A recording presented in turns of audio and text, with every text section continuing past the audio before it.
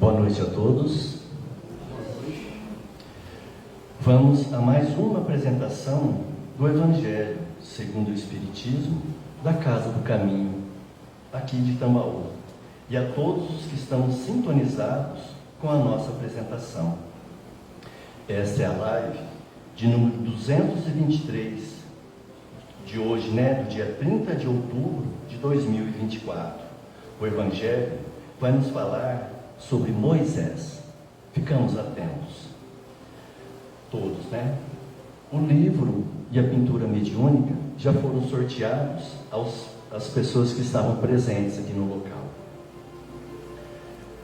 Neste sábado, dia 2 de novembro, que é finados, às 19h30, é uma palestra com Luiz de Góes da Luz, tema Lar, o Laboratório Bendito, que vai ser no Pai da Humanidade, Rua Goiás, número 130, em Tambaú. É um movimento espírita de Tambaú de 2024. Dia 9? Então, desculpa, é dia 9, não vai ser dia 2. O livro de hoje continua sendo O Médico Jesus, de José Carlos de Luca. O tema é Terapia da Gratidão. Terapia da gratidão. Uma vez entendido o sistema da gratidão e permitido que ele se aprofunde em você, começará a se sentir grato por tudo. E quanto mais grato você ficar, haverá menos queixas e menos resmungos. Uma também desaparecerá. Este é um dos segredos mais importantes a serem aprendidos. Quem disse isso foi Osho. E José Carlos de Luca nos diz o seguinte: a gratidão é uma das mais eficientes, sendo a dilatação das artérias, relaxando o aparelho circulatório. Quando se agradece, nós conseguimos emanar luz. Já a queixa provoca um acréscimo desnecessário de adrenalina na circulação, contribuindo para o enfraquecimento do sistema de defesa e para o risco de derrame e doenças cardíacas. A doença sinaliza muitas vezes a falta de alegria em nossa vida, e a gratidão é a grande alavanca do contentamento. A ingratidão, por sua vez, demonstra a teimosia que temos em não enxergar quanta coisa boa já nos ocorreu e ainda nos ocorre todos os dias. E isso nos afasta da felicidade e da nossa saúde.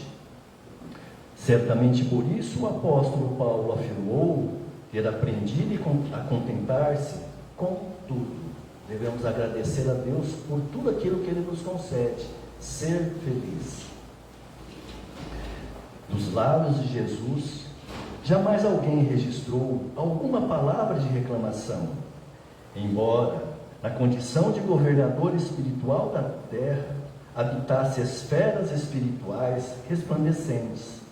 Ele não se queixou viver os 33 anos de sua vida nas faixas sombrias do nosso planeta, tendo enfrentado as mais rudes provações, sem merecê-las.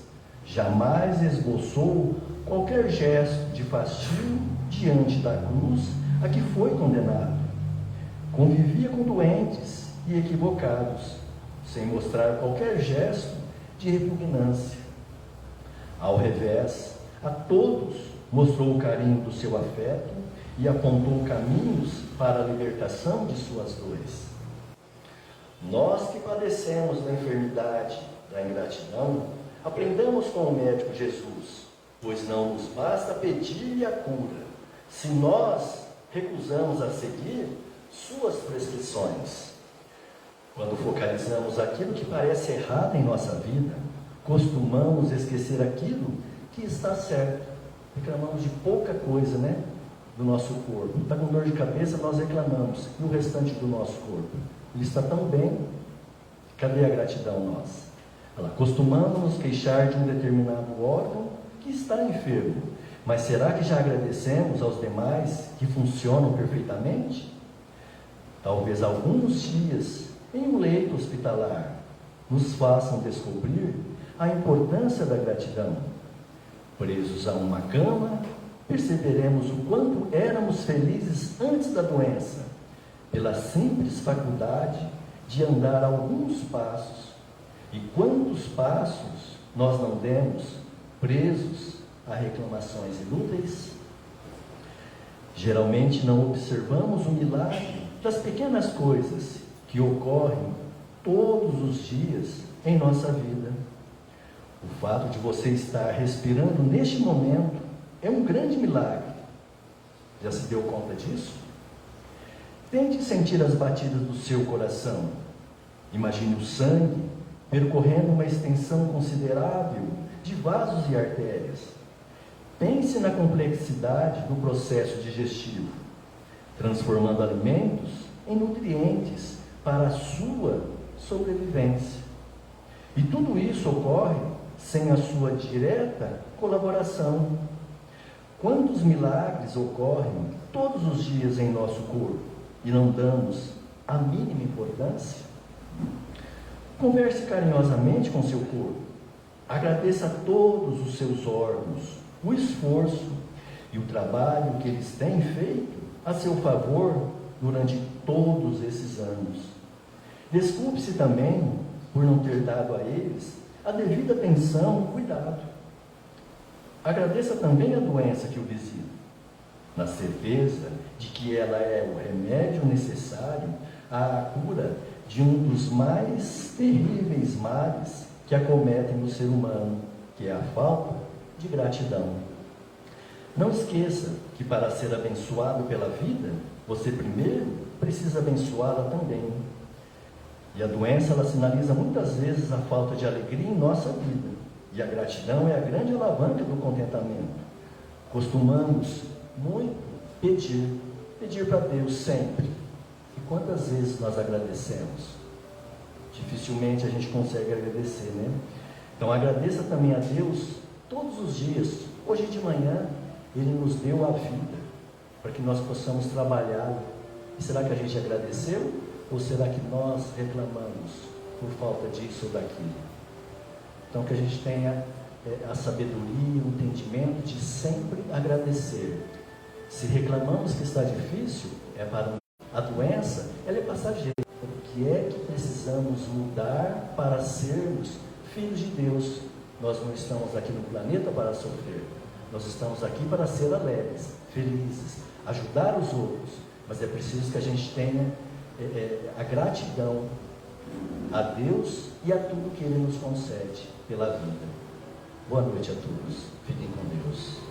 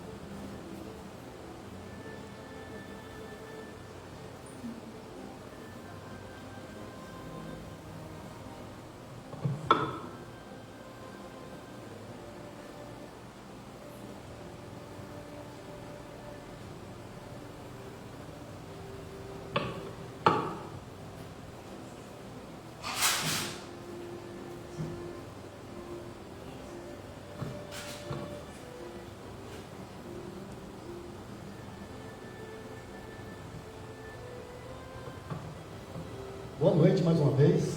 Boa noite. Muito bom, muito bom.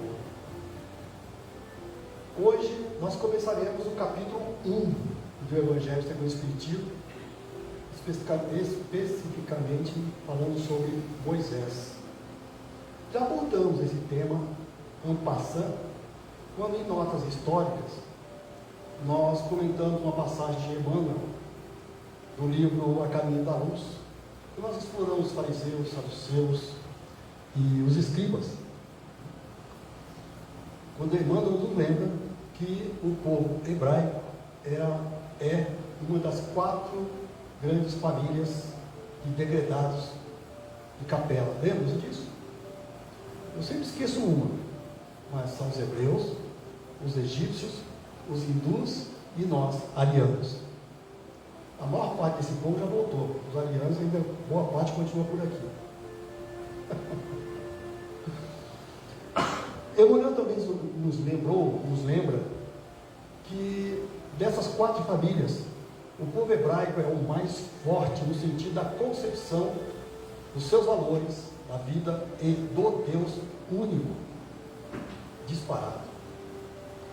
Lutaram, essas pessoas, esse povo lutou ao longo de toda a sua história contra as influências politeístas, totemistas da época.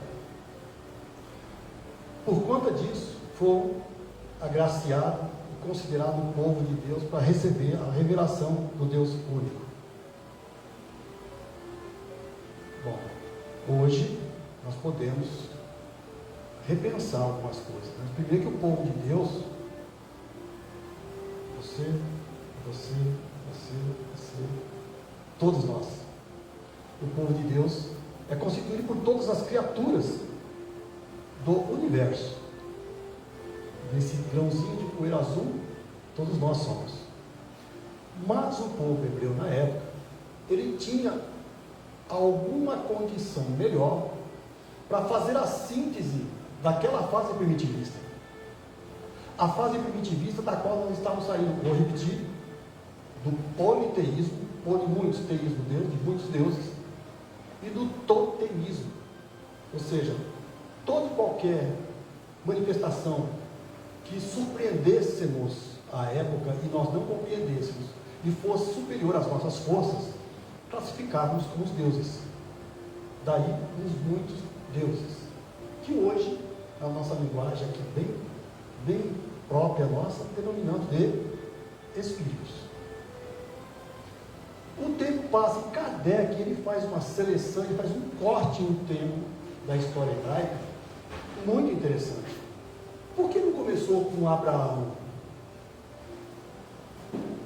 Não é? Para se perguntar? Não. Ele começou com Moisés.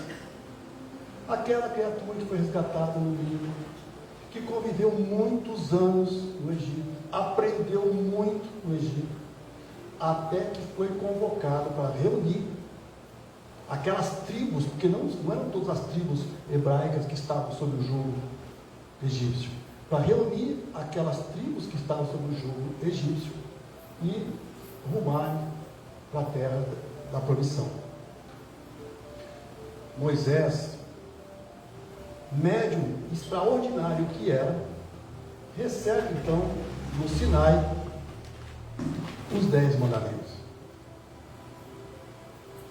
Lembrando que muito do que contém os 10 mandamentos já havia sido anunciado, era conhecido em outras culturas do Oriente. A essência dos 10 mandamentos é comum a várias culturas, mas a forma como ela chegou foi especificamente recebida no Monte Sinai por Moisés. Os 10 mandamentos, sendo que os 4 primeiros dizem respeito à nossa relação para com Deus, e os 6 últimos, a nossa relação entre nós. Moisés, ele precisava liderar um grupo de pessoas recém-saídas da escravidão, um grupo de pessoas recém-saídas da escravidão, ainda muito bárbaro, costumes muito terríveis, complicados. Ele sentiu a necessidade também de promulgar leis civis.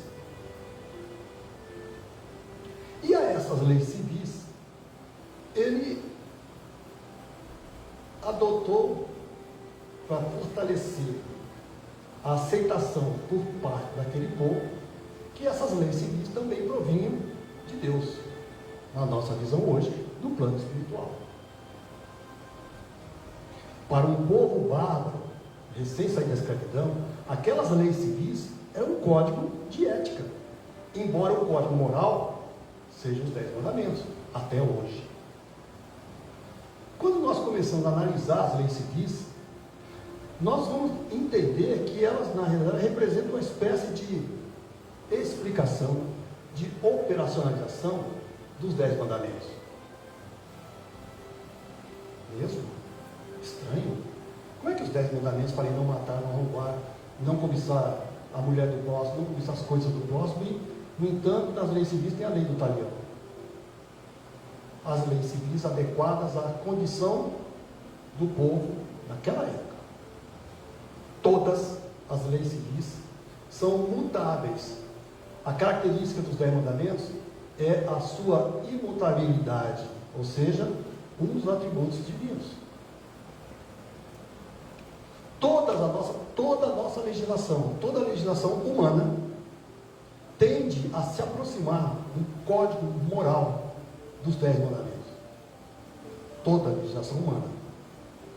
E nós sabemos que a legislação, ela representa a conquista de um povo e representa sim também o ideal deste povo. E a diferença entre o ideal e o real é a evolução, é a conquista, são as conquistas que o povo está por realizar. Então vamos a algumas considerações que Kardec fez em relação a Moisés especificamente. Olha só. Não, aqui ainda é Caminho da Luz. Moisés, Emmanuel falando, no capítulo 7 do livro A Caminho da Luz. Moisés, na sua qualidade de mensageiro do Divino Mestre, Moisés, na sua qualidade de mensageiro do Divino Mestre, Moisés recebeu as leis morais de Deus? Sim, mas não diretamente. Nós precisamos começar a refletir sobre essas coisas.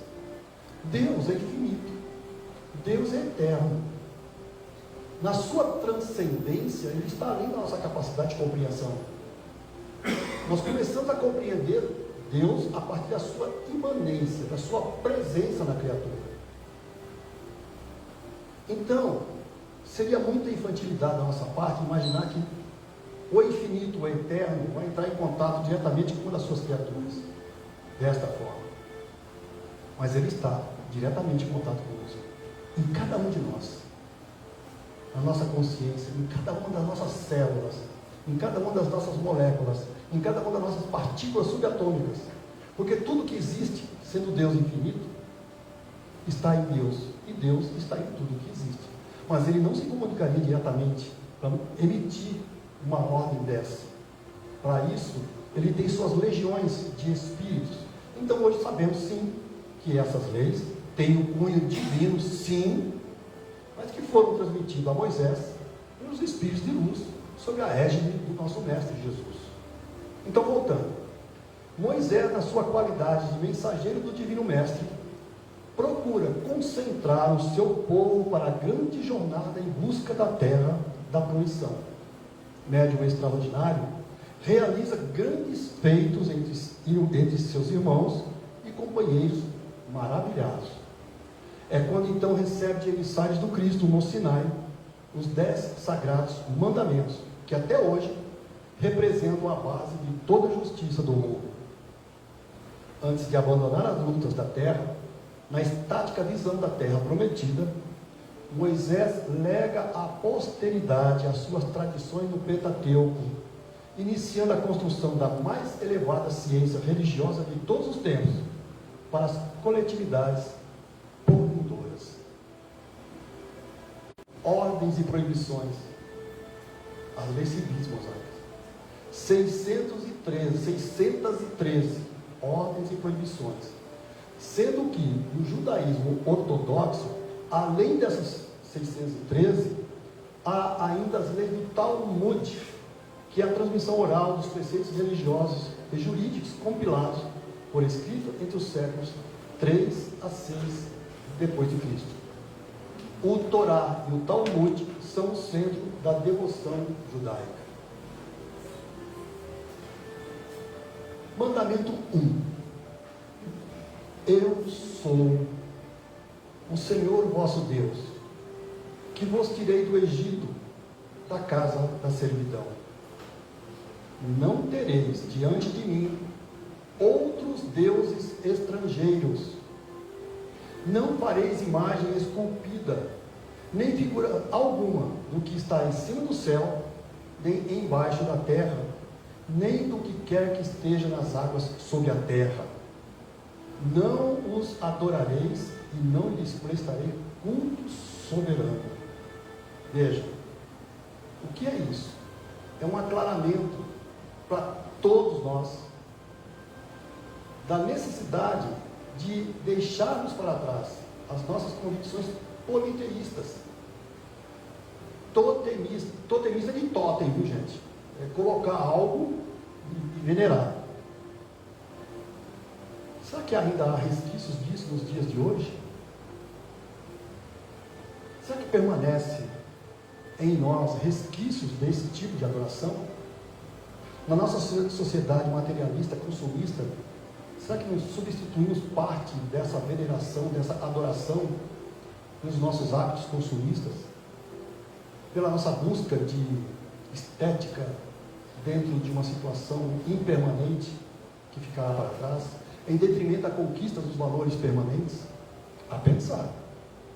E aí, lembrando que para cada um dos mandamentos, dos 10 mandamentos, Kardec vai explorá-los, seja no Livro dos Espíritos, seja no Evangelho. Por exemplo, este mandamento número 1. Na realidade, esse primeiro mandamento ele está nos ensinando como adorar a Deus. Primeiro, deixar de lado, sim, o totemismo, o politeísmo, mas como adorar a Deus. Percebem? E lá na questão 649 de O Livro dos Espíritos está assim: em que consiste a adoração? Em que consiste adorar a Deus? A resposta: na elevação do pensamento a Deus. Na elevação do pensamento a Deus. De Deus, pela adoração, aproxima o homem sua alma. Pensamento. Vamos avançar um pouco mais, a gente já volta nisso. Para adorar a Deus, precisando de manifestações, a questão 653. Precisamos de manifestações exteriores. A adoração verdadeira é do coração. Em todas as vossas ações, lembrai-vos sempre de que o Senhor tem sobre vós o seu olhar. Em todas as vossas ações, lembrai-vos sempre de que o Senhor tem sobre vós o seu olhar. Pensamento, sentimento. Questão 658. Agrada a Deus a prece? Lembrando que quando oramos, quando proferimos uma prece, nós estamos louvando, nós estamos pedindo, nós estamos agradecendo. Nós podemos pedir, louvar, agradecer. Olha a resposta. A prece é sempre agradável a Deus, quando ditada pelo coração, pois para Ele a intenção é tudo. Assim, preferível lhe é a prece do íntimo, a prece lida. Por muito bela que seja, se for lida mais com os lábios do que com o coração, se for lida mais com os lábios do que com o coração, agrada-lhe a prece quando dita com fé, com fervor e sinceridade.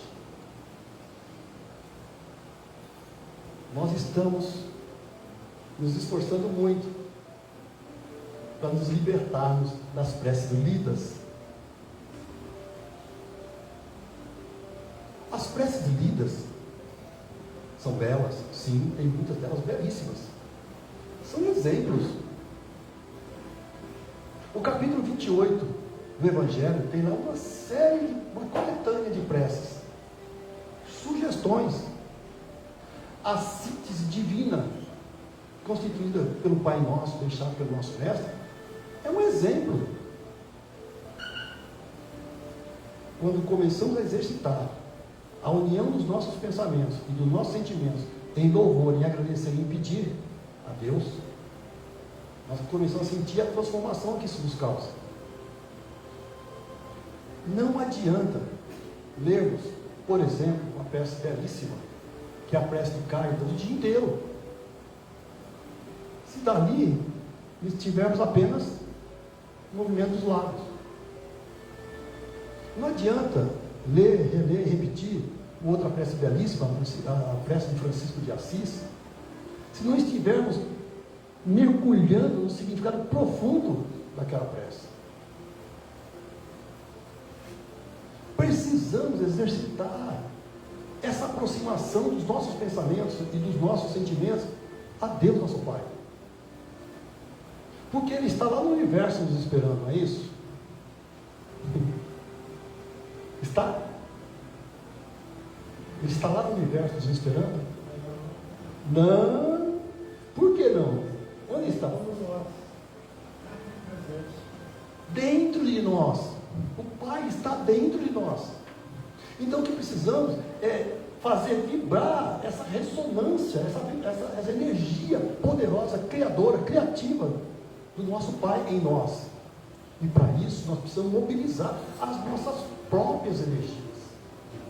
Gente, embora hoje, embora com o Cristo, embora com o Espiritismo, essas questões tenham ficado mais claras, a semente foi plantada 1500 anos antes de Cristo, em Moisés, nos 10 mandamentos. Então precisamos exercitar essa adoração dessa força criadora, sustentadora, mantenedora do universo, que é o nosso Pai. Isso no íntimo de cada um de nós.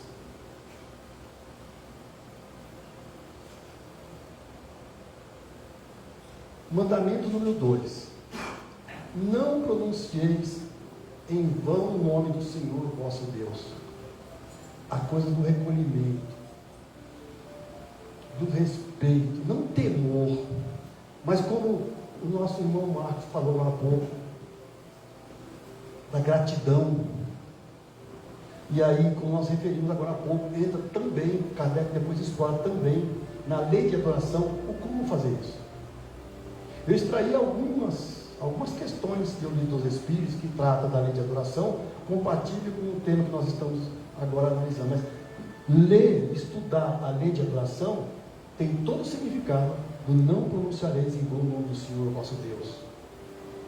Lembrai-vos de santificar o dia de sábado. O homem não foi feito para o sábado. O sábado é que foi feito para o homem. A correção que o Cristo fez. E lá, em A Lei do Trabalho, que é uma das leis morais, os Espíritos nos deixam claro a importância da busca do equilíbrio. Primeiro, da busca do trabalho. O Pai trabalha o tempo todo, disse Jesus. E eu trabalho também. Trabalhar significa a ação de que nos coloca como co-criadores do Pai. E como é essa questão do trabalhar? Quando pensamos, quando olhamos, quando ouvimos, quando falamos, quando escrevemos, quando fazemos algo, nós estamos co-criando. O que significa isso? Em cada uma dessas ações, que são ações, nós estamos nos apropriando de uma parcela do fluido cósmico universal e imprimindo a essa parcela os nossos pensamentos e o teor dos nossos sentimentos. Por conseguinte, estamos colocando no universo a nossa contribuição. Só que os Espíritos deixam muito claro uma coisa. No nosso estágio atual evolutivo, nós precisamos saber equilibrar as coisas, ainda mais estando encarnado. O trabalho, equilibrar o trabalho com o lazer e com o repouso. 8 horas para cada um? Absolutamente não. Porque a energia de cada criatura varia. Alguns têm uma energia demasiada. E isso também varia ao longo da vida. Quando garotinha, a nossa energia é muito maior, o lazer e tudo mais. Quando não tão garotinho assim, nós precisamos talvez mais repouso, mas a intelectualidade se liberta mais. Percebe? A necessidade do repouso varia, mas o importante é buscar, para cada um buscar, e ao longo dos seus estágios, dos seus ciclos de vida, aquela porção que lhe é necessária, pois o excesso, qualquer que seja, seja no trabalho, seja no repouso, seja no lazer, é prejudicial. Então veja, lembrar de santificar o dia do sábado era já a semente que o Espiritismo veio desenvolver com essa abordagem da lei do trabalho. Honrai, mandamento 4, honrai a vosso pai e a vossa mãe, a fim de viverdes longo tempo na terra que o Senhor Deus vos dará. Bom, antes de entrar nas leis morais que tratam disso, eu quero retomar o tema da gratidão. Qual o tamanho da gratidão que nós devemos ter para com os nossos pais? Não tem tamanho. É infinita. Porque meu pai me abandonou, porque minha mãe me abandonou, porque meu pai me batia, porque meu pai fazia aquilo outro. Uma coisa simples. Sem eles, nós não estaríamos tendo a oportunidade que estamos tendo aqui agora.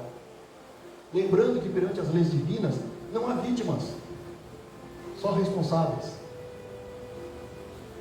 Então nós devemos lembrar sempre dessa oportunidade bendita que os nossos pais nos concederam, de estar aqui e agora, tendo a oportunidade de realizar os aprendizados e os ajustes que precisamos realizar perante as leis divinas, na convivência com eles.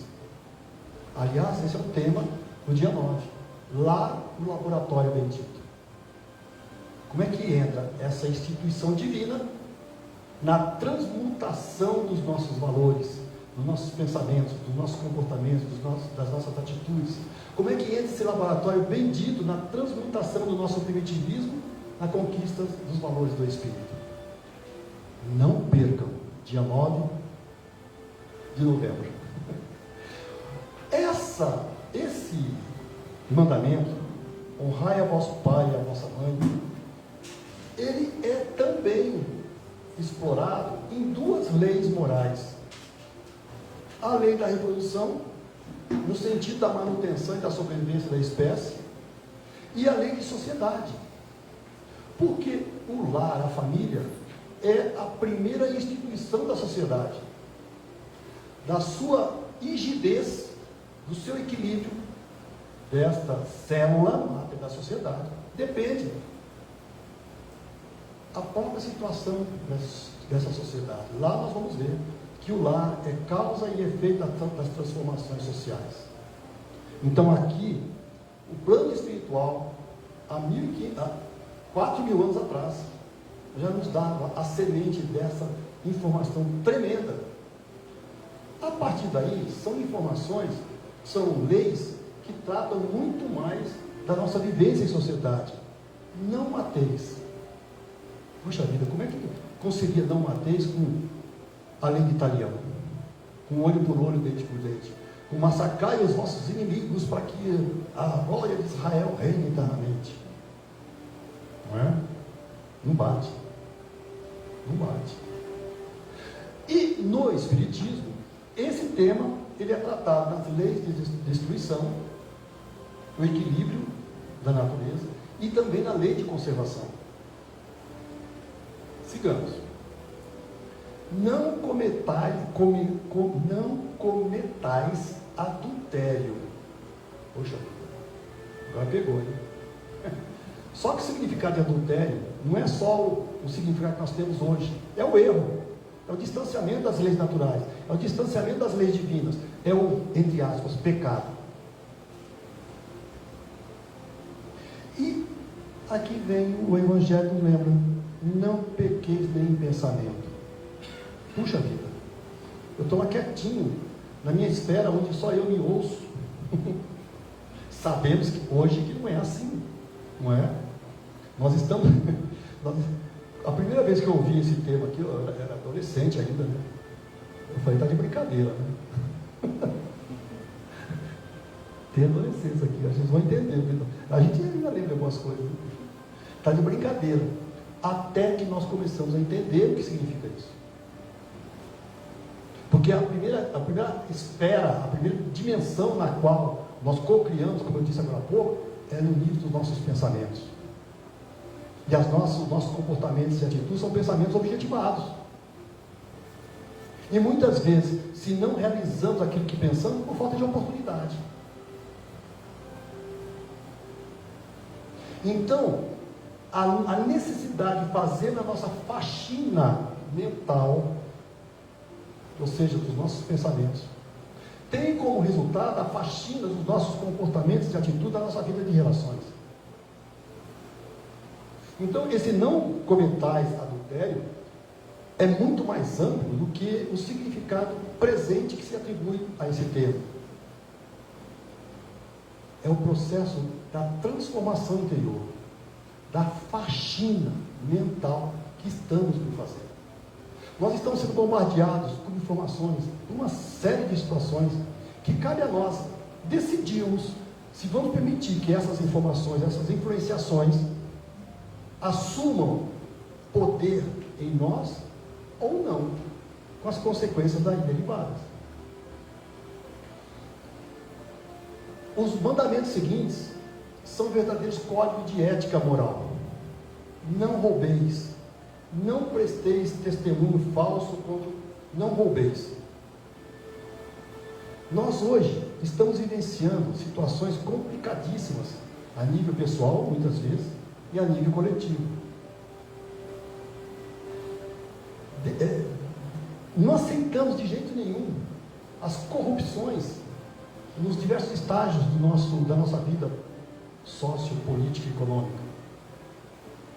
Desde as corrupções clássicas na vida política, as corrupções às vezes não tão clássicas, mas também presentes na nossa vida empresarial. Existe, e muito. Basta quem já trabalhou aqui como comprador ou como vendedor sabe o que significa isso. Quem já trabalhou na influenciação de alocação de verbas, de orçamentos das grandes empresas, sabe o que significa isso. Ao nosso dia a dia. Aquelas situações nas quais, pequenas, nós permitimos que um erro que fira, prejudique o outro, seja passado, sem darmos a correção que se faz necessária. Não presteis testemunho falso contra o vosso próximo. Não desejeis a mulher do vosso próximo.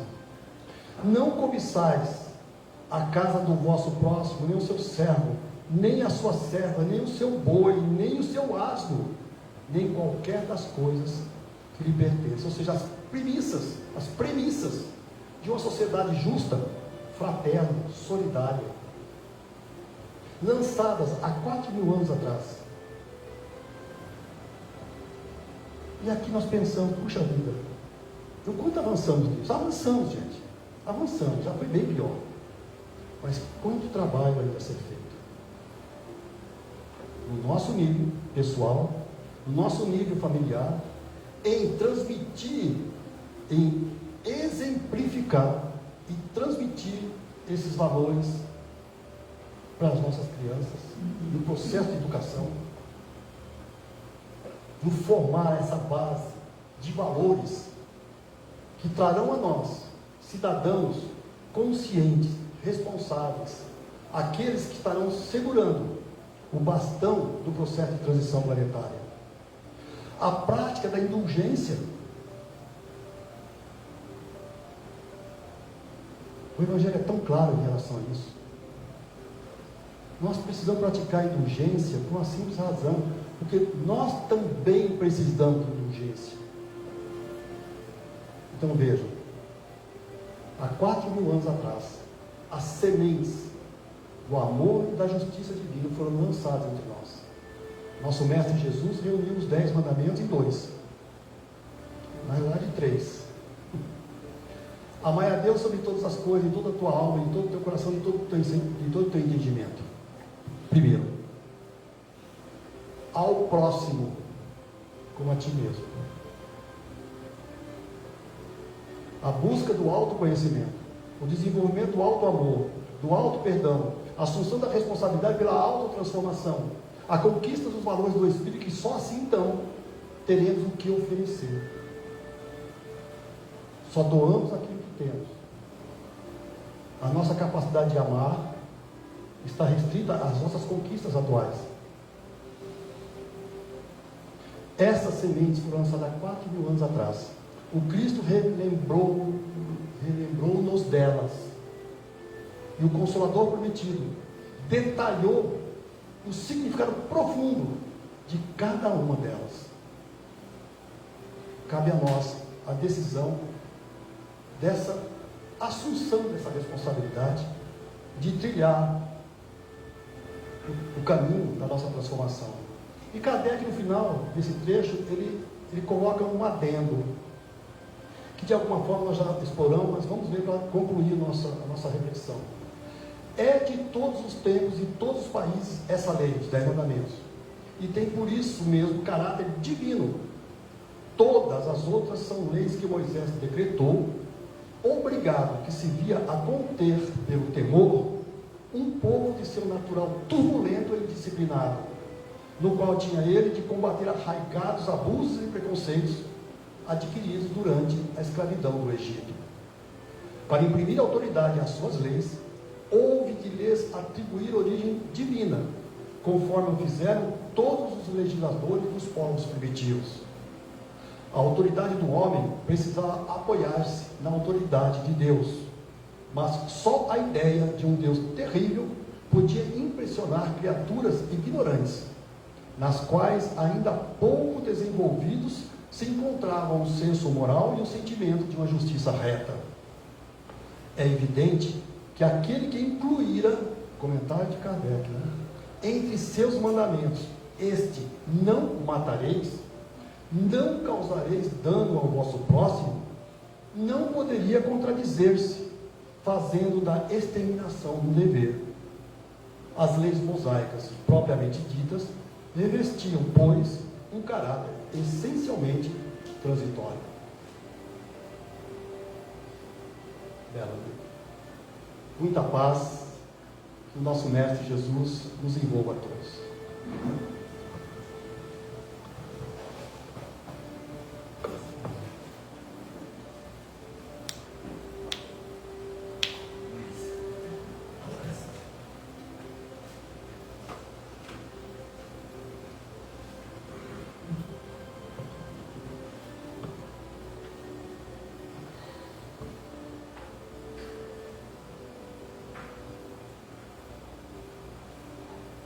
E agora vamos às nossas vibrações da noite. Como nós comentamos há pouco, quando oramos, nós louvamos, nós pedimos, nós agradecemos. Mas quando vibramos, nós estamos doando o melhor dos nossos pensamentos, o melhor dos nossos sentimentos. Em tranquila serenidade e confiança no divino amigo Jesus, abramos o nosso coração em vibrações de paz, de amor e de harmonia. Vibremos pela paz no mundo, pela eliminação de todas as guerras. Vibremos por todos os líderes políticos, empresariais, religiosos, para que seus corações se reacendam às esperanças por dias melhores. Vibremos por todos os nossos irmãos que estão neste momento sofrendo os processos dos desencarnes coletivos, sejam pelos flagelos naturais ou humanos. Vibremos pela eliminação das barreiras existentes entre os povos. Vibremos pela implantação do Evangelho em todos os lares da terra. Vibremos por todas as pessoas e instituições que trabalham no campo da caridade. Vibremos pelas crianças abandonadas e pelos velhinhos desvalidos. Vibremos pelo nosso Brasil e pelos nossos governantes, para que consigamos suplantar a polarização que divide a nação brasileira. Vibremos por esta casa que nos acolhe, pelos seus trabalhadores encarnados e desencarnados. Vibremos pelo nosso lar, imaginando-o pleno de luz, de paz, de amor e de harmonia. E permite, Jesus, vibrarmos por nós mesmos, pedindo a Tua proteção e a Tua bênção. Que assim seja, Senhor.